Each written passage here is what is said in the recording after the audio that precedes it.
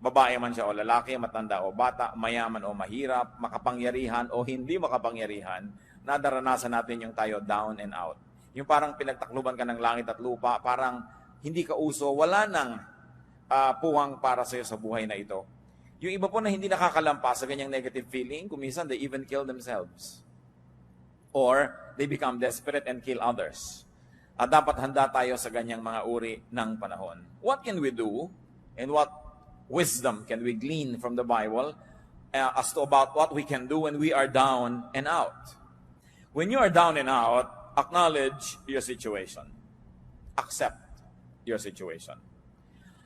Nothing can be changed without facing it first. Dapat tinatanggap. Yun po mga on denial, yun ang mga hindi nakakalutas ng kanilang mga suliranin. Yung ikinukuble nila yung katotohanan at pinipilit nilang ibahin sa kanilang pagkaunawa, yung malinaw naman dapat at kitang-kita nila na may problema. Psalm 42 verse 6, "My soul is downcast within me." Isang uri ng pagtanggap ng aking espiritu ay nanlulugo-lugo. Sabi ko noon, ang aking espiritu ay nanghihina. Psalm 38, 6-8, "I am bowed down and brought very low. All day long I go about mourning. My back is filled with searing pain. There is no health in my body. I am feeble and utterly crushed. I groan in anguish of heart." Napakalalim po at napakataas ng mga naabot ng emosyon ng Psalms. At kung atin pong nanamnamin yung mga damdamin na nandiyan sa mga tula na ito at mga awit na ito, ay hindi mahirap mag-identify sa mga kalagayan natin kung ito'y dumarating sa ating buhay.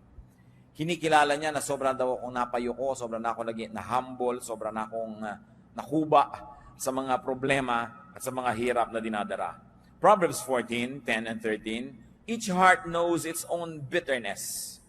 Even in laughter, the heart may ache, and joy may end in grief." Isang malungkot na katotohanan, subalit hindi kailangan sobrang maging malungkot dahil pwede namang maiba ang inuuwian ng ganitong mga kalagayan sa buhay. At ang tangi lang daw na yung may-ari ng puso, yung may katawan, yung may kalooban ng lubos na makakaunawa sa lalim ng kanyang mga kapighatian. Sa mga pait na kanyang dinaranas, walang pwedeng makishare nun. People can only approximate. So huwag po natin sinasabing, "I understand. I know." We don't know how people feel. And we don't understand. Kuminsan yan ang pinakamadalas at pinakamadali na pagbaliwala sa pamamroblema ng isang tao. Naintindihan ko yan. Lilipas din yan. Mga pananalita na hindi naman talaga nakaka-comfort. Na gusto mong sabihin, hindi mo alam ang sinasabi mo, hindi mo nadaranas ang dinaranas ko, kaya huwag mong baliwalain ang aking nadarama. Kuminsan sa kagustuhan po natin magbigay ng comfort sa kapwa, we end up trivializing their sorrow. Na minamaliit natin yung malaki sa kanila sa panahon na yon. Tanging yun lang daw may-ari ng puso ang nakakaunawa, nakakabatid ng hapdi, ng pait na nadarama nito. At kahit sa kabila ng ating mga halakhak, ikaw na may-ari ng puso, nalalaman mo na may lungkot kuminsan kasama yan. Merong mga pangamba. Na kuminsan nagsasaya ka lang, kaya mga tao naglalasing, kuminsan nagpa-party, kuminsan nagwawala, nagkakalat. They're trying very hard to be happy or to appear happy or to sound happy because they know that they are not. Kaya sabi niya, alam niya, even in laughter, the heart may ache. Meron talagang nadarama ang isang puso at may mga kabigatan. Baliwala na ito ay itanggi. Dapat tanggapin mo, malungkot ako ngayon. I feel down and out. I don't feel nice. I feel low. I have such low self-esteem. Or I am sad, I feel dejected and rejected and alone. Yung pagkilala po niyan, isang unang hakbang na para tayo makaahon sa ating kinalalagyan. Another thing we do when we are down and out, limit your load. Kahit po mga tulay, makikita natin sa highway, load limit, 15 tons. Sa maliliit na tulay, 10T, nakalagay yon. Ibig sabihin, 10 tons, 10,000 kilos ang kaya lang dalhin ng tulay na yon. Laging may load limit. Kung may dala kayong carry-on baggage, sinusukat-sukat pa yan o lampas ka na sa timbang dahil ito lang ang iyong limit. At ang puso po ng tao may hangganan ng kaya niyang dalhin na pighati. Respect your load limit. Huwag tayong magpaka-superman or superwoman when we are not. Huwag nating pagmukhaing magaan kung hirap na tayo. Kailangan na bawasan ang pinapasan ng tao. Lalo't ang pinapasan ay kasalanan, hindi mo na madala-dala, kailangan magbawas ng mga kasalanan para gumaan-gaan ang ating nararamdaman. Psalm 38 verse 4, "My guilt has overwhelmed me like a burden too heavy to bear." Wala na yatang bibigat pa na dalahin kesa sa guilt. Yung inuusig ka ng iyong budhi, napakahirap dalhin yan. At kung nilalasing mo ang iyong sarili, nililibang mo ang iyong sarili para malimutan mo ikay nagigilty, lalo lang yan bumibigat. At kung tayo po ay nasa isang uri ng ginagawa natin na lalong nagpapabigat ng kalagayan, what is important to do is to get out of the game. Kailangan nakikita natin, ano ba yung source ng aking sorrow? Ano yung source ng aking mga pagiging down and out? Kailangan magbawas ako nito. Tanggalin ko ito o tumakas ako mula sa ganitong mga kalagayan. Ecclesiastes 11:10, "So then, banish anxiety from your heart and cast off the troubles of your body." So sabi, kailangang pilitin mong bunutin mula sa puso mo yung mga nakatarak na mga balaraw. Hindi yung ang lagi mo na lamang na idolo ay ang Mater Dolorosa, no, na mayroong 7 punyal na nakatarak sa kanyang puso. Tingnan mo naman ang facial expression. Di ba talagang nagkanda bigat-bigat na? Hindi dapat yun gayahin. Hindi dapat na napakarami mong pinapasan. May mga tao po kasi meron silang ganyan may messianic complex. They think that they are the saviors of the world. Papasanin nila ang daigdig. Pero merong kaya ang tao at merong hindi na kaya.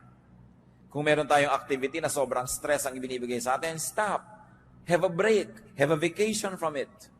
Kung meron tayong mga relasyon na talagang stressful, putulin, wakasan, o bigyan muna ng recess, bigyan ng break. Kailangan isara ang pinanggagalingan ng mga nagpapahirap. The Arabs have a saying, "Close the door that brings in the draft." Yun daw, pinto na pinapasukan ng ambon, ng hangin, ng ulan na isara. At bakit pinto? Kasi walang mga bintana ang bahay nila. No? Sa Arabian Peninsula, the architecture there, wala talaga mga windows. So ang isasara nila, pinto, sa atin, bintana. At tayo kasi may mga media agua, bihira tayong tinatamaan ng ulan papasok sa bintana. Di ba? Pero sa kanila, basta umulan kasi hindi kasama sa plano ng architecture nila, pasok agad sa bahay nila. So sabi nila, close the door that brings in the draft. Even the wind that you don't like. Mga kapatid, kung sakasakali, that you're feeling down and out, or you're about to feel down and out, i-identify nyo agad, saan nagmumula itong feeling na ito? Sino ang nagdadala nito sa buhay ko? Anong activity ko ang pinagmumula nito? At agad-agad ninyong itigil, isara, bitawan, pagpaalaman, dahil hindi marapat na patuloy kayong magdala ng load, hanggang mag-break. Marami mga nagbe-break Kahit yung mga circuit breakers, may load lang dapat ang isang bahay na dinadala niya ng kuryente. Kaya tayo may fuse. Pag sobrang pumasok na kuryente, hindi kakayanin ng load, magtitrip ang fuse. Titigil sa pag-andar para i-protect yung bahay sa pagkakasunog. Ang katawan natin, may load yan ng pagod, kaya natutulog. Kaya itinutulog yan, kasi sinasabi ng katawan mo, tapos na ang load mo, hanggang dyan ka na lang. Ano nangyayari po sa mga nagda-drugs? Kadalasan 3-4 na araw walang tulog.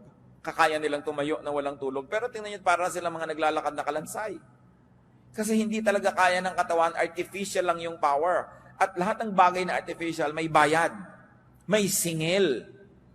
Ang hindi ipinagpapahinga, ipagpapahinga mo rin yan. Kaya yung talagang ayaw magpahinga, nagkakaroon ng karamdaman. Wala nang magawa dahil talagang hindi na kayang bumangon. Babawi at babawi ang katawan sa mga utang natin sa Kanya. So what could be giving you load? Limit your load. You have to be kind to yourself.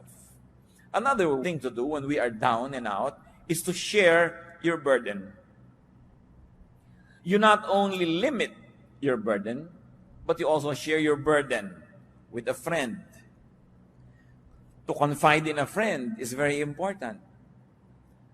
Napansin niyo po ba na kung minsan maihingan niyo lang ang problema niyo sa isang napagkakatiwalaang tao kahit wala siyang ibinigay na payo, kahit hindi siya nagpautang, kahit wala siyang ibinigay na tulong, gumaan na.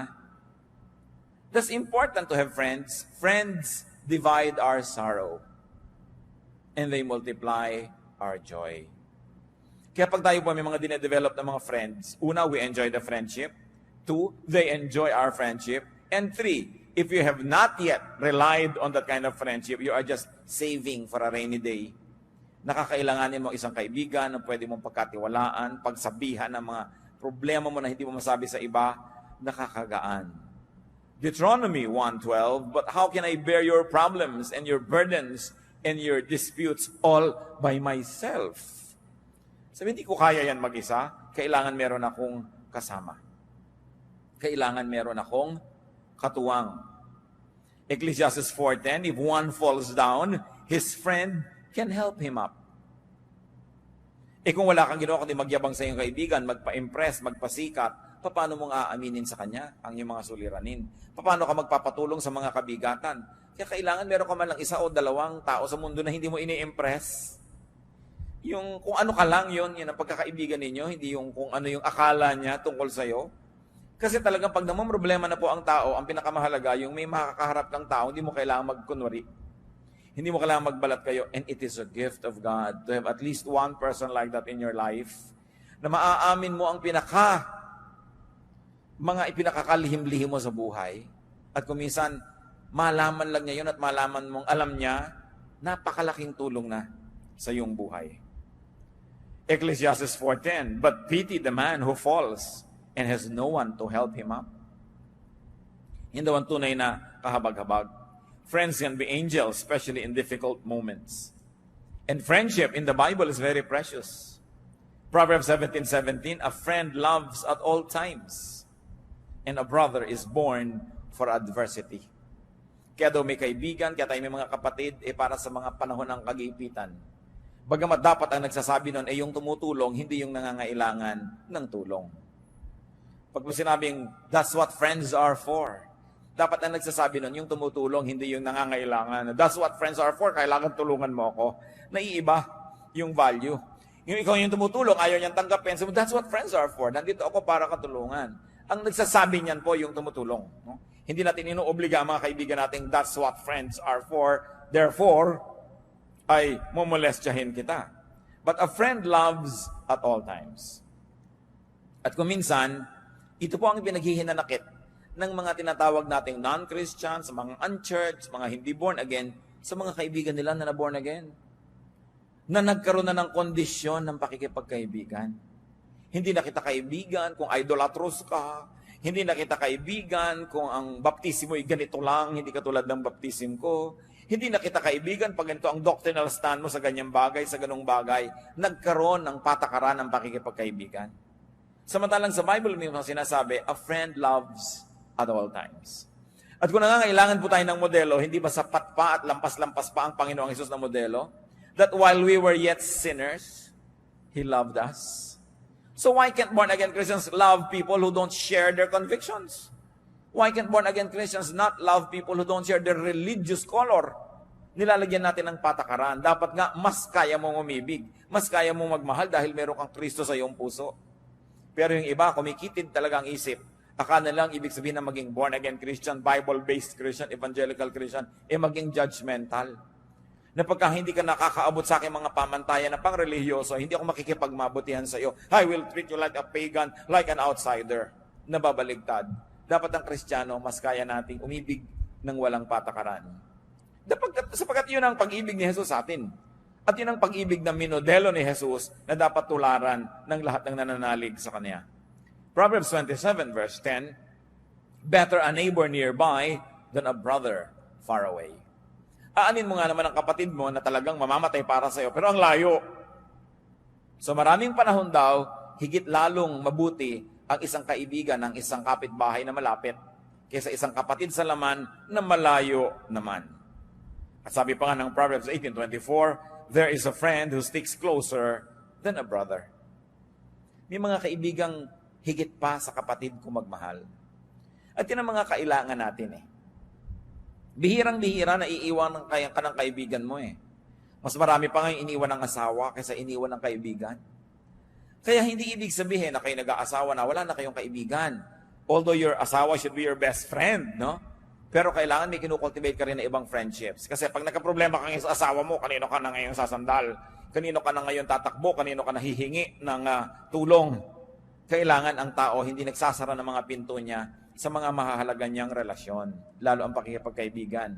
Pero, at ito'y napakalaking pero, yung mga dati niyong kaibigan, no? Hindi niyo na dapat ipagpatuloy ang pakikipagkaibigan kung may asawa na kayo. At yung mga dating mga kaibigan, hindi na kayo dapat umaaten sa kasalan ng mga kaibigan ninyo na magpapakasal. Kasi day nila yun nang aagaw ka pa kumisa ng eksena ng bride o ng groom dahil ipinaggigiitan mong yung sarili. Kasal nila, nandun ka. Nakaka-offend. At may mga nakita na akong ganyan. Kasal lang may kasal, nandun pumupuesto pa at nangaagaw pa ng eksena. Alam na alam ng lahat, may kahapon sila na pinagsaluhan nung isa doon sa ikakasal. Tapos andun pa siya at gusto pang makisalo habang buhay. No? Kailangan lumalagay tayo sa lugar. But friends without the romantic connection must be maintained and kept. And they can give us balance also. So, make, have, and keep friends. Kung maglalagay tayo ng therefore sa mga pinag-uusapan natin, kailangan ng tao talaga may mga kaibigan. Mapalad yung mga tao na yung kalagayan nila sa buhay ay mas madaling makipagkaibigan. Kasi meron pong mga kalagayan na hindi ganun kadali na makipagkaibigan. Hinihingi ng inyong kuminsan ng mga tungkulin na maging mailap kayo ng konti sa mga tao dahil may pinangangalagaan kayo na integridad ng inyong mga tungkulin. Pero mas higit na mapalad yung mga hindi kailangan gawin yon sapagkat mas madali sa kanila ang makipagkaibigan. What else should we do when we're down and out? Get and receive help, which is what we have been talking about anyway. Kailangan ang tao tumatanggap ng tulong. Paminsan-minsan, hindi yan masama. Ang masama lang, kung wala na tayong ginawa kundi sumandal, maging pabigat sa kapwa natin. Pero there are moments. Job 16:20, my intercessor is my friend as my eyes pour out tears to God. So kung sino ang nag-i-intercede for us, those who are praying for us, those who are standing between us and other people, our intercessors, they are friends. So how can we develop friendships? Help others when able. Isaiah 41:6, each helps the other and says to his brother, be strong. Napakahalaga nung nagtutulungan at nagpapalakasan at pinapalakas mo ang iyong kapwa. Plant and therefore harvest good seeds. Habang gumagawa po tayo ng mabuti sa ating kapwa, dapat lang natin itanim sa ating isip na gumagawa tayo ng mabuti. Period. Pero alam din natin na ang Biblia rin ang nagsasabi na ang mga paggagawa ng mabuti ay meron ding kakambal na pag-aani. Pero ang napakasarap po na isa-isip habang gumagawa tayo ng mabuti sa ating kapwa, ipag-pray natin, Lord, ito pong tinutulungan ko, nawa kahit kailan hindi ko kailanganin ang tulong niya. Hindi dahil mayabang tayo, kundi sabi natin, Lord, i-bless niyo po ako na lagi na lang akong tumulong ng tumulong sa kapwa. Magbigay ng magbigay. Kahit hindi na dumating pa yung panahon na ako ang sisingil, ako ang nangangailangan dahil total, lagi mo naman akong binibless. Hindi masamang prayer. Kasi na-check din ang ating mga intention. Kasi kung minsan, tulong tayo ng tulong, yung pala dahil matutulungan din ito ko later, investment lang. Napakaganda nung tumutulong ka lang dahil gusto mo lang tumulong. Pero kahit pa nga, hindi ganun kalinis lagi ang iyong kalooban, ang sinasabi sa Bible, pag may itinatanim, may inaani ang tao. So just always consider it. When you're doing good, you're just planting and planting and planting. If you are not able to harvest from the same person, the God of the Bible who says, what you sow you will reap, will see to it that you will reap it from somewhere else, from someone else, basta darating at darating aani ng itinatanim. Kaya napakainam po mga kapatid, na gawing policy natin sa buhay. Kung tayo'y matibay, at anong ibig sabihin ng matibay? Yung hindi tutumba ka na, matibay ka lang, nakatayo ka, humanap ka lagi ng matutulungan. Magtanim ka ng mabuti. Sapagkat sa paggawa natin ng mabuti sa ating kapwa, una, ikinalulugod ng Diyos. At kung nalulugod sa iyo ang Diyos, paano ka naman malulugi? Number 2, nalulugod din sa iyo ang iyong kapwa. At generally speaking, ang mga tao naman ay marunong tumanaw at makaalala kung sakaling ikaw naman ang mangailangan. No? Bihira naman yung talagang lumilimot eh. So, meron ka rin dyan ng mga benefit. At pangatlo, tuwing tumutulong tayo sa kapwa, lumalakas tayo. There is something miraculous about helping people, that when you keep on helping people, you become stronger and stronger and stronger. So that when the same storm happens to strike you, you are now well-equipped. Not only to survive, but also to prevail. So plant good deeds. Galatians 6:7, a man reaps what he sows. Kung ano itinatanim ng tao, inaani. 2 Corinthians 1:3-4, Praise be to the God and Father of our Lord Jesus Christ, the Father of compassion and the God of all comfort, who comforts us in all our troubles, so that we can comfort those in any trouble with the comfort we ourselves have received from God. Parang masyadong verbose, pero ang ibig lang sabihin, pag nagko-comfort ka ng iba, pag ikaw naman ang nangailangan, you will also be comforted. Either the people that you have comforted will comfort you back, or other people that you have not comforted will comfort you, or in any of the case, God will cause you to be comforted. Walang pagbibigay ginhawa sa kapwang nagigipit, walang pagbibigay tulong ang hindi sinusuklian ng langit ng gantimpala. What else do we do when we are down and out? Seek God. Madalas, yun lang pala ang dapat gawin kasi nagiging paalala ng kalangitan sa taong nakakalimot yung mga kanyang pagiging down and out. Sometimes feelings of inadequacy and failure, even ill health, danger, are just reminders from God that we are forgetting Him. At ipanalangin natin na hindi na kailangan natin ng mga dramatic reminders from God para lang tayo magbalik loob at maalala siyang muli. Dahil talaga namang 99.99% ang taong nagigipit, nagkakasakit, nagkakaproblema, biglang nagiging makadiyos muli. Biglang-biglang nagiging relihiyoso na naman. Biglang-biglang nagiging madadasalin at gustong ipagdasal din siya ng iba. Biglang nabubuklat uli ang mga inaanay na Biblia. At biglang umaattend uli ng mga religious services na matagal na hindi sinisipot pag ang tao ay sobrang nagigipit. Kaya yung pagiging gipit din po mga kapatid, kung ang nagiging bunga ay nagbabalik loob tayo sa Diyos, yan man ay pagpapala. Pero ipanalangin natin, huwag na tayong dumating sa ganon, na talagang inilugmo ka, pinaluhod, binugbog para lang duguan kang bumalik sa paanan ng Diyos. Dahil talaga ang tao, pagka wala nang maipagyabang, yun na lang ang huling gagawin magbalik loob. Humingi ng tawad at humingi ng habag. Napakasarap yung ang ganda-ganda ng buhay mo, ang ginahawa, tapos ang lapit-lapit mo pa sa Diyos. Yung hindi ka na kailangan magkaroon ng mga panganib at hirap para lang lumapit muli sa Diyos. So pag down and out po tayo, isa ring dapat nating isipin, baka paalala to ng Diyos, na sobrang na ako nagiging mayabang, sobrang na ako nagiging makasarili, o iniaasa ko na ang kaligayahan ko at ang ikabubuti ng buhay ko sa kapwa-tao ko lamang at nalimot ko na yung Diyos, that God is no longer in the equation. Psalm 121 verses 1 to 2. I lift up my eyes to the hills. Where does my help come from? My help comes from the Lord, the maker of heaven and earth. Maganda yung picture nito sapagkat yun pong Jerusalem ay nasa ibabaw ng pinakamataas na bundok doon sa lugar na kinalalagyan niya.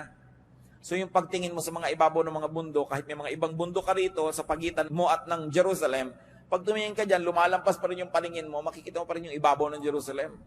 At kung hindi mo man makita yun, na-imagine mong nandun yun, at naaalala mo ang templo, naaalala mo ang Diyos. So this is really a figure of speech. To lift up your eyes to the hills. Many people will lift up their eyes to the clouds or look at the rain. Some people can even remember God by looking into a microscope. Whichever helps you remember God, dapat meron kang ganung ritual sa buhay. Meron ting nakakakita ng maraming pagkain, naaalala niya ang Diyos. Meron naman at yung kikilo siya at malusog, naaalala niya ang Diyos. Dahil na ikukumpara niya nung siya halos malumpo, na hindi makalakad. Ngayon, ramdam niya yung lakas niya, naalala niya ang Diyos. Ano pang nagpapaalala sa inyo sa Diyos? So this writer of the song says, I lift my eyes to the hills. What do you do? Physically, symbolically, to remember God. Mahalaga meron tayong ganun. So, kung meron po tayong mga panlulumo, if we're down and out, una nating isipin, may kasalanan ba ako sa Diyos? Meron ba akong dapat isuko? Meron ba akong dapat na ayusin? And repent if needed. Repentance lang palang kailangan. Pagbabalik loob lang sa Diyos, tapos bumalik na uli ang kanyang kalusugan, bumalik na uli ang kanyang kasiyahan. At kung hindi man bumalik yung kalusugan, hindi man bumalik yung kasiyahan o kayamanan, yung nagbalik loob ka sa Diyos, by itself is a prize. Hindi mo sasabing, Lord, nagbalik loob na ako sa inyo, o nasa na yung ginhawa, nasa na yung premyo, nasa na yung kayamanan. Sapagkat yung pagbabalik loob lang sa Diyos, mismo yun na ay isang gantimpala. Pero kadalasan may dagdag pa yun Kasi tayong mga tao, laging gusto nating may dagdag. Kung bumibili ka, laging gusto mong may dagdag. So dinadagdagan ng Diyos na nagbalik loob ka na by itself is a blessing. May mga kasama pa yan. Usually, nare-restore yung health, nare-restore yung negosyo mo, nagkakaroon ng kaayusan na inyong buhay, nakakakita ka ng mga nasusukat, nararamdaman ng mga patotoo na ang Diyos ay nalulugod sa iyo. Ano pong nangyayari sa isang taong alam na alam niyang may kasalanan siya, meron siyang mali, nagkakanda ganyan na yung buhay niya dahil sa kasalanan niya, pero nagmamaang-maangan pa siya? Ano nangyayari? Psalm 32, verses 3 to 5. When I kept silent, my bones wasted away through my groaning all day long. For day and night your hand was heavy upon me. My strength was sapped as in the heat of summer. Then I acknowledged my sin to you and did not cover up my iniquity. I said, I will confess my transgressions to the Lord, and you forgave the guilt of my sin. Napakagandang patotoo ito. Inaawit-awit ng mga henerasyon ng mga mananampalataya. Sabi nung nagmaang-maangan ako, nung ikinubli kong aking mga kasalanan, itinago at pinagmukha kong hindi ito kasalanan, sabi, pati ang aking mga buto ay halos mga bulok ng hina. At yun po nagkakaroon ng mga sakit sa buto, ang makakapagpatotoo sa atin kung gaano kasakit ang sakit sa buto. Many of us have no idea kung gaano kasakit ang sakit sa buto. Sabi niya, my bones wasted away through my groaning all day long. At bakit daw? Dahil gabit araw, dinadaganan ako ng inyong kamay. Ano mangyayari sa isang taong dinadaganan ng kamay ng Diyos? Yun lang talikuran ka ng Diyos, napakalaki ng hirap yan. Yun lang hindi dinggin ang iyong mga panalangin, yung pangdaganan ka ng kamay ng Diyos. Wala kang susulingan. Hindi ko alam kung naranasan niyo ng madaganan, matulog kayo na mayroong isang kabambigas na nakadagan sa inyo. No? Isang kabambigas lang ngayon. Gano'ng kabigat ang Diyos? Kung tutuusin. So sabi, habang ikinakaila ko yung kasalanan ko, habang nagmamatigas ako, habang pinagpipilitan ko yung akin, at ayaw kong sundin ang yung kalooban, yan ang nangyari sa akin. Dinaganan ako, pinisa, pinipi, no? ng inyong kamay. Subalit, sabi niya, nung aminin ko ang kasalanan ko, at di ko na pinagtakpan pa ang aking sarili. Tinanggap ko ang aking pagkakamali at hiningi ng tawad. Sabi ganon, nung ako'y humingi ng tawad at nagbalik loob, pinatawad mo ako agad. At inalis mo ang bigat na nakadagan sa akin.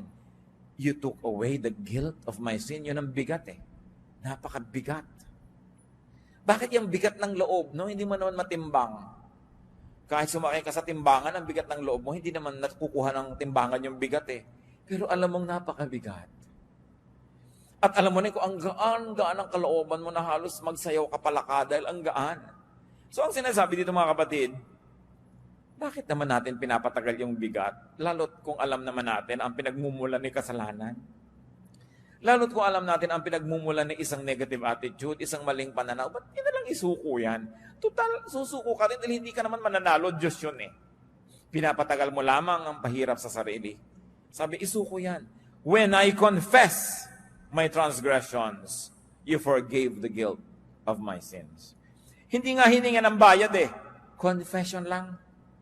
Aminin mo lang at magbalik loob ka. So what do we do when we are down and out and we have found out that it's because of our personal sin? Seek and receive restoration. Kailangan ibalik ang ligaya ng buhay, gaan ng puso, saya ng ating espiritu. Psalm 51:12, dalangin ng isang taong nalayo ang loob sa Diyos, restore to me the joy of your salvation and grant me a willing spirit to sustain me. Ibalik mo sa akin ang ligaya ng kaligtasan. Kasi nawala ang saya. Pwedeng mangyari yan sa isang taong nakaranas ng kaligtasan ng Diyos. Yung magkagiba-giba pa yung puso, magkalungkot-lungkot pa. Pero yan ay bunga ng napakatagal, sunod-sunod at buong tigas ng ulong pagsuway sa kalooban ng Diyos. That is when we are down and out. What about when others are? What do we do when others are down and out? When people are down and out, be compassionate. That's the first rule ever. Maging mahabagin.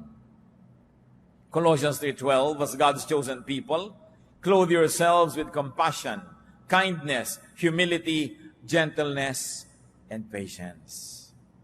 Be compassionate with people. Hindi yan panahon para manisi.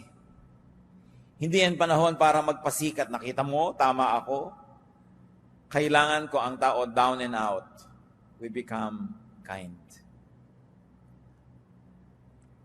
Nararamdaman lang ng tao na kailangan siyang maging mabait at mabuti. Kung naranasan na niya sa kanyang buhay ng mga ilangan ng bait at buti ng kapwa. Kung naranasan niyo na pong makorner, wala kang kapiyok-piyok dahil corner na corner ka, ang tanging kailangan mo, kabaitan. Yung down na down ka, wala ka talagang maipagmalaki ni ano, ang tanging kailangan mo lang sa tao, kabaitan. Pag wala kang maibigay na excuse, dahil talagang obvious na obvious ang kamalian mo, anong kailangan mo? Kabaitan. Pero tayo po mga tao kadalasan, pag nakakita ng kahinaan, sinasamantala yon. O ano, gaganunin mo pa ngayon. Eto ka ngayon, lalapit-lapit ka sa akin. Ganyan ka pa. Hindi po ganyan na klaseng trato ang kailangan ng taong nagigipit. Kasi the heart knows its own sorrow. At napakabuti siguro, bagamat hindi ko idinadalangin na maranasan natin, pero maranasan din natin yung magipit, maging sobrang kawawa, para malaman mo na kailangan mo rin maging mabait. Para ma-realize mo ang halaga ng kabaitan. Kaya nakakalungkot ang isang taong tumatanda na kakaedad, masungit pa rin. Yung hindi pa rin maunawain, hindi mapagbigay, hindi mapagkandili, hindi mapagpatawad, kasi para namang wala siyang natutunan sa buhay niya. Para namang di niya naranasan ang mga hirap sa buhay. But Satan can always deceive us because bitter experiences can make us better. But bitter experiences can also make you bitter. Pipiliin mo lang, will I be bitter? Will I be better? Sa mga nararanasan kong hirap sa buhay, anong gagawin kong policy sa mga taong dumaranas ng ganodong hirap? And the true test of spirituality is in being kind. At yan po ay isang basic value ng kahit anong major religion sa mundo. To be kind to the weak. At yan ay pinerfect ni Jesus ang example. No? The woman caught in adultery. Meron pa bang higit na malaking kahihiyan kesa sa isang babaeng mahuli sa akto ng paggawa ng isang bagay na inuuri at sinusukat ng kanyang lipunan na pinakamasamang magagawa ng isang babae? Nahuli sa akto, kinaladkad ng mga tao sa lansangan, walang kapiyok-piyok dahil caught in the act. Pero ang sabi ng Panginoon, o kung sinong walang kasalanan, di maunang bumato.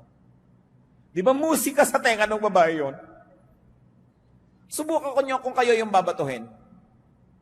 Kung hindi musika sa inyo yung sabihin ng tao na, tinanong anong gagawin namin sa kanya?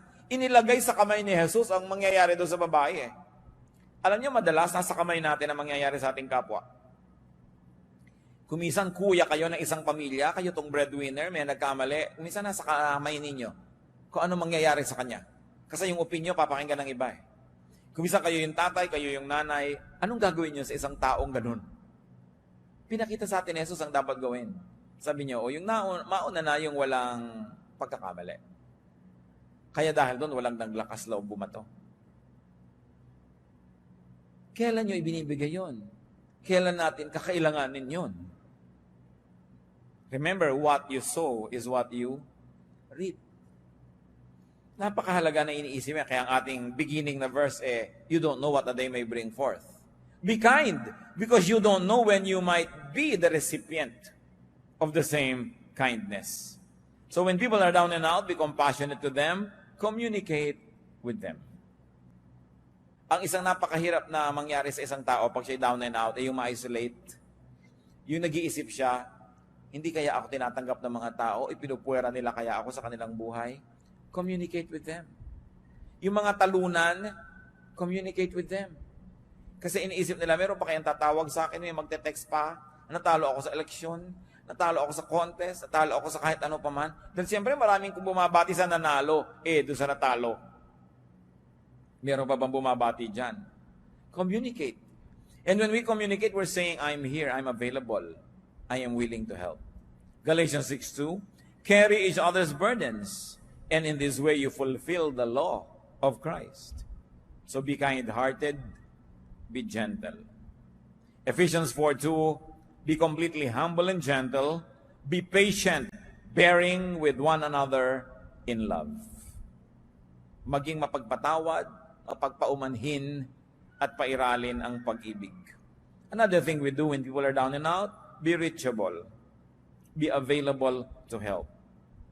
Job 6:14, a despairing man should have the devotion of his friends, even though he forsakes the fear of the Almighty.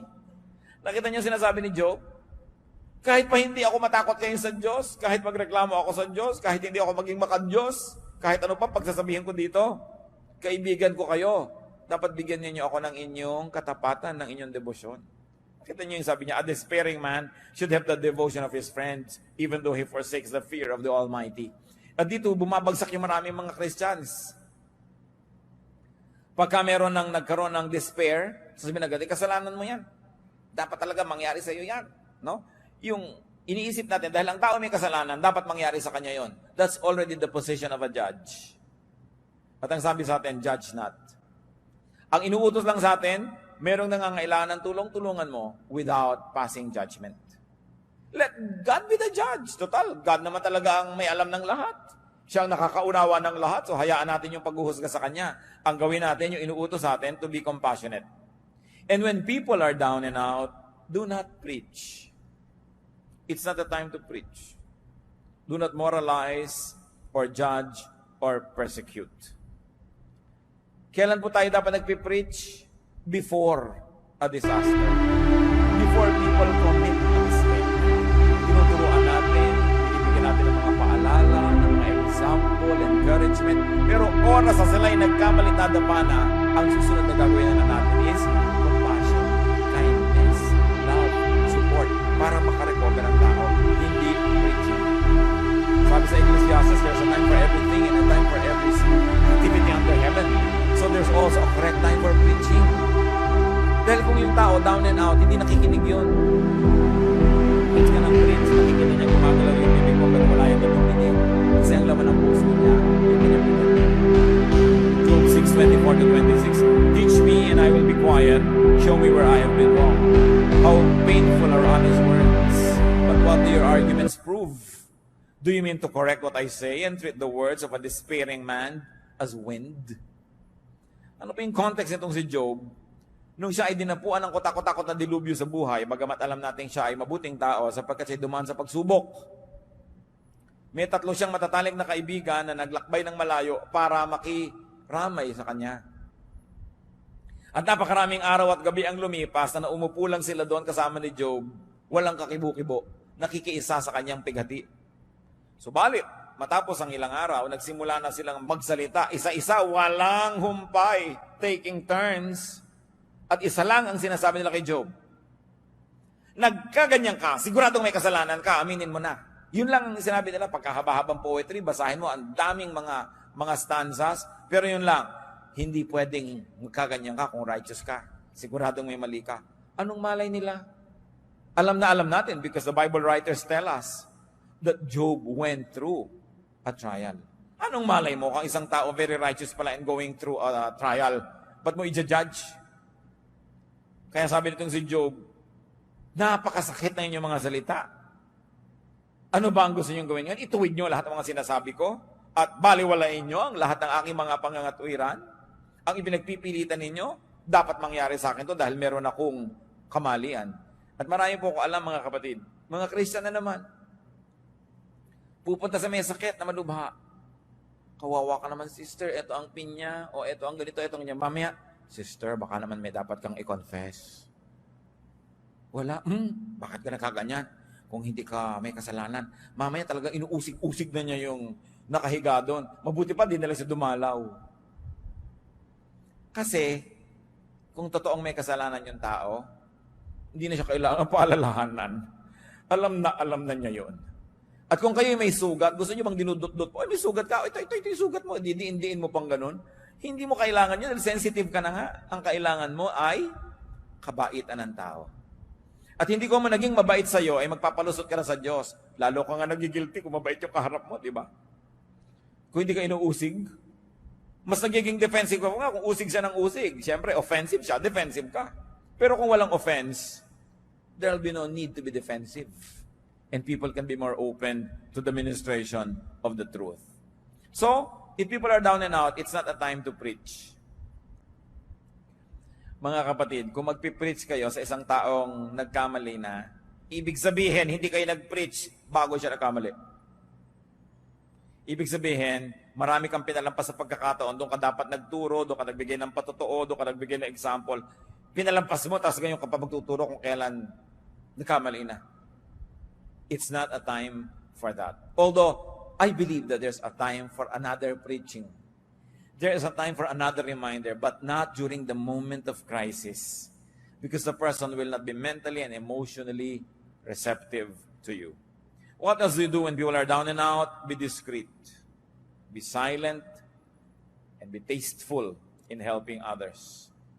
Lalo yung mga counselors, you must never talk about your counselees. Except, of course, in a clinical record, because some groups, churches, have clinical records of counseling. It's also one way to monitor what kind of counsel the people get. It's a way to monitor what kind of counseling the counselors dispense. So some records are kept, but identities are kept secret. Kailangan discreet ang tao. You don't drop names that you help. Matthew 6:3-4, but when you give to the needy, do not let your left hand know what your right hand is doing, so that your giving may be in secret. Then your Father who sees what is done in secret will reward you.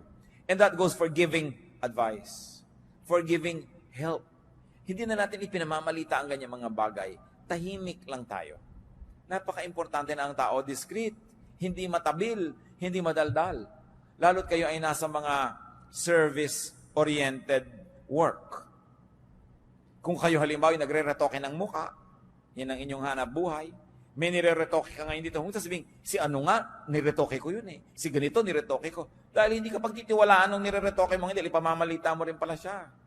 May mga taong ganoon, hindi marunong mag-keep ng mga names. They are just too glad and too foolish to blurt out sensitive information. So it's important to be discreet when you are helping, when people are down and out.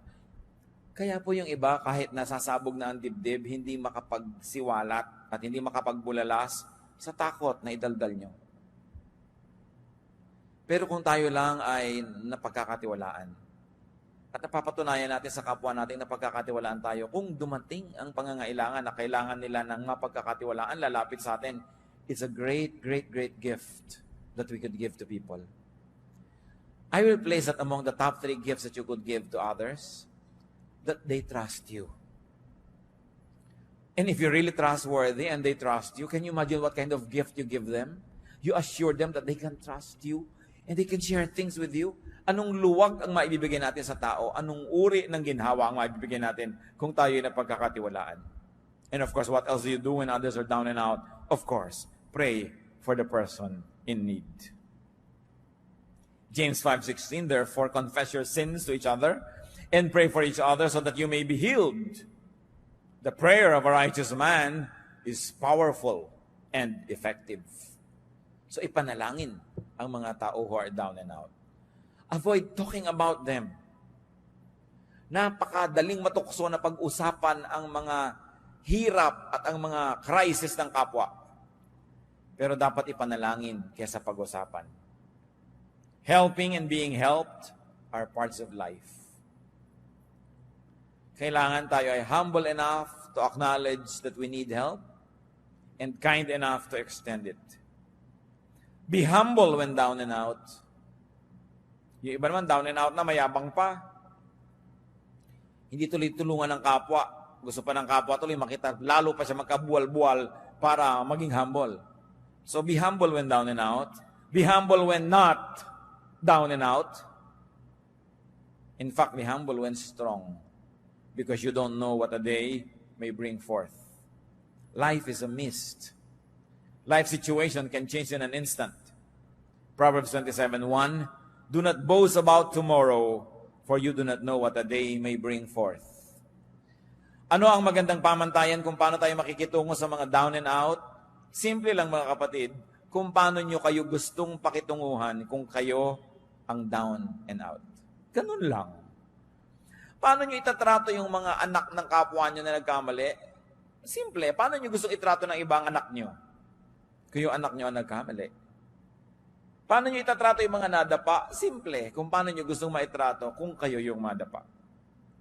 Be kind and gentle. Be ready to help and be willing to be helped. Aming Diyos, salamat sapagkat kayo yung Diyos na nagtuturo ng mga maraming mga practical na bagay sa buhay. Na bagamat ang buhay na ito ay maaring mapuno ng mga hirap, mga pagsubok, pasanin, hindi naman nawawala ng tulong na available from you and from your teachings. Turuan niyo kami, Panginoon, na maging mabait sa aming kapwa, maging sa aming sarili. Magbawas kami, Panginoon, na nagpapabigat sa aming buhay. Turuan mo kami ngayon, Panginoon. Yumuko tayo sa presensya ng Diyos. I like to pray. I am moved by the Spirit to pray. Nais ko ipag-pray ngayon ang mga kapatid nating sa ating pagbubulay-bulay at pag-iisip, lalo naging malinaw sa inyo, na meron kayong mga pabigat sa buhay na kayo rin naman na may kagagawan. O kung di man kayo ang diretsahang may kagagawan, pinapayagan nyo kasi kaya kayo nabibigatan. Pero ngayon, gusto nyo na gumaan ang inyong dala. Kung ngayon nagpapasya kayo, natitigilan nyo na ang paglalagay sa sarili nyong likod ng mga pabigat, o kaya di na kayo papayag na pabigatan pa kayo ng mga iba o ng mga sitwasyon. I like to pray for you. We'll ask God for strength, and we will ask for God's help that you may be able to do the right thing to do to limit your load. Kung kayo ito, kasi sabi niya, ako'y may kagagawan, kung ba't marami rin ako mga dalahin, pero ngayon gusto kong gumawa ng commitment na gagawin ko na kung ano ang magagawa para mawala ang pabigat na ito. You want to make that commitment, we'll ask for strength, we're going to pray. Salamat sa Diyos dahil kumikilo siya sa ating mga puso. Para ano pa dinig mo ang salita ng Diyos, dala mo na naman ang dala mo mga pabigat, parang walang narinig, parang hindi tinablan ng salita ng Diyos. Hindi nakakahiyang sabihin sa Diyos na, Diyos ko, responsible din ako kaya marami kong dala. So ngayon sabihin ko, Lord, with your help, titigilan ko na, ayoko nang payagan ang ganito mga bagay. Hindi na ako lilikha ng sarili kong mga pabigat o kaya titigilan ko na ang pagpapabigat sa akin na gawa ng iba. Heavenly Father, kumuha po kayo, Panginoon, na isang himala. Bigyan nyo ng kakayahan ang mga anak mo na gawin ang dapat gawin. Kung sila ang may kagagawa ng sarili nilang mga kabigatan, turuan mo ng gagawin para matigilan ito, O Diyos. Lalong-lalo kung alam na naman ang dapat gawin, ang ibigay niyo, Panginoon, isang matibay na pasya na itigil ang mali at gawin ang tama para mawala ang mga pabigat na sila mismo ang naglalagay. At kung sa pagtayo ng iyong mga anak, meron namang kabigatan galing sa iba, pero pinapayagan nila